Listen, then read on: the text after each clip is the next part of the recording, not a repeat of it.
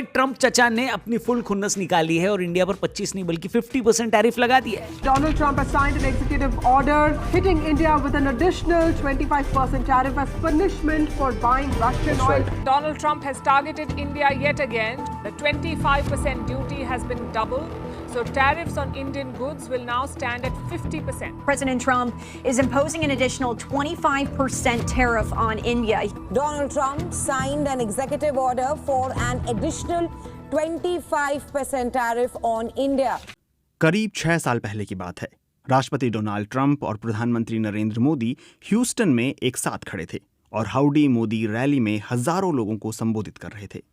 ये वो पल था जिसे भारत और अमेरिका की साझेदारी का शिखर माना जाता था, लेकिन अब ये एक भूला हुआ अध्याय लगता है। ट्रंप के दूसरे कार्यकाल के 7 महीने बीत चुके हैं और माहौल सौहार्द से टकराव में बदल गया है। दोनों सहयोगी देश अब ट्रेड वॉर की ओर बढ़ रहे हैं। इसके पीछे उन्होंने वजह बताई कि भारत बहुत ज्यादा मात्रा में रूसी तेल खरीदता है।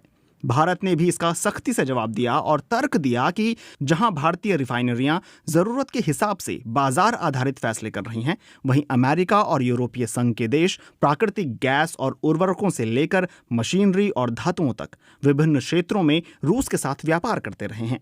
ट्रंप के दबाव बनाने का समय रणनीतिक है। वैश्विक चुनौतियों का सामना करते हुए और स्थिर महंगाई दर बनाए रखते हुए भारत की अर्थव्यवस्था काफी अच्छा कर रही है, लेकिन जानकारों का मानना है कि भारत की यही तेजी टैरिफ की जबरन वसूली के लिए उसे टारगेट बनाती है। माइकल कुगलमैन का मानना है कि ट्रंप भारत सरकार से खुश नहीं है। भारतीय वार्ताकारों ने व्यापार वार्ता में अमेरिका की सभी मांगों को मानने से इनकार कर दिया।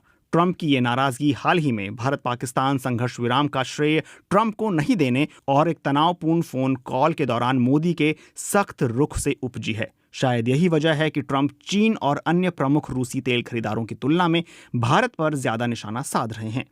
हाल ही में अमेरिका के विदेश मंत्री मार्को रूबियो ने स्वीकार किया कि भारत एक रणनीतिक साझेदार है, लेकिन साथ ही ये भी कहा कि रियायती दरों पर रूसी तेल की उसकी खरीद निश्चित तौर पर चिढ़ का विषय है।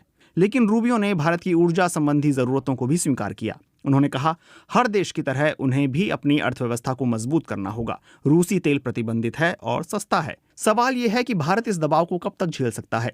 भारत के जीडीपी में व्यापार का हिस्सा 45% है, जो यूरोपीय संघ के 92% से कम है। इससे भारत को कुछ हद तक सुरक्षा तो मिलती है, लेकिन पूरी तरह से राहत नहीं। जॉन्स हॉपकिंस यूनिवर्सिटी में अप्लाइड इकोनॉमिक्स के प्रोफेसर स्टीव हांके कहते हैं कि राष्ट्रपति ट्रंप का व्यक्तित्व अस्थिर है। वह सुबह आपसे हाथ मिला सकते हैं और रात में आपकी पीठ में छुरा घोंप सकते हैं। भारत को आवेश में आकर प्रतिक्रिया देने के बजाय नेपोलियन की पुरानी सलाह पर ध्यान देना चाहिए। अगर कोई दुश्मन खुद को बर्बाद कर रहा हो तो उसमें दखल मत दो। फिलहाल भारत की रणनीति संतुलन बनाने की है।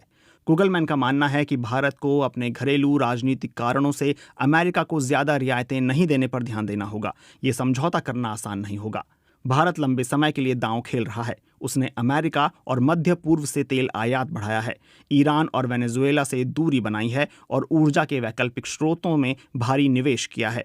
ट्रंप की सियासत में जज्बात अहमियत नहीं रखते। इन हालात में भारत को क्या करना चाहिए?